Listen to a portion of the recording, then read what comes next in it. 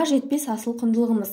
Кітап таңдап, талғап оқи білу, оны түсіну, алған әсерді өмір қажетіне жарата білу – бұл қазіргі таңда өзекті мәселелердің бірі.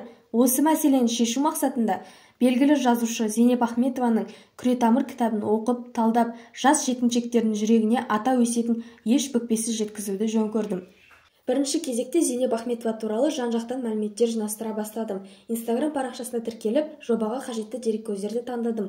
Ғылыми кеңесші Шара Арсетовна мен жетекші Назгүл Қанабекқызымен зерттеу жұмысымыздың мақсат-міндеттерін анықтап, жұмыс жоспарын жасадық.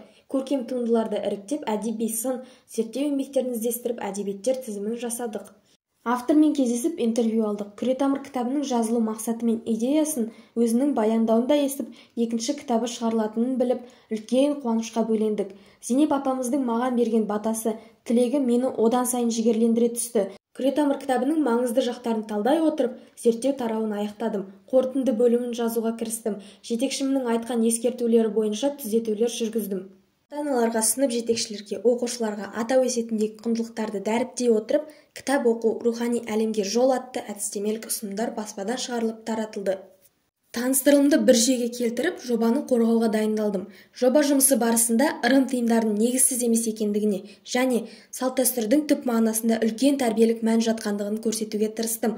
Ата-бабамыздан қалған құндылықтар адамды адастырмай тура жолмен жүруге үйретеді. 90 ауыз сөздің тобықтай түйіні, қазақтың салт-дәстүрін бұрмаламай, негізін сақтап қазіргі өмірге бейімдеп қолдану – бұл біздің парызымыз. Соның нәтижесінде бойымызға адамгершілік, имандылық қасиеттерін қалыптастыра отырып, мәңгілік ел болатынымызға сенімдімін. Назарларыңызға рахмет.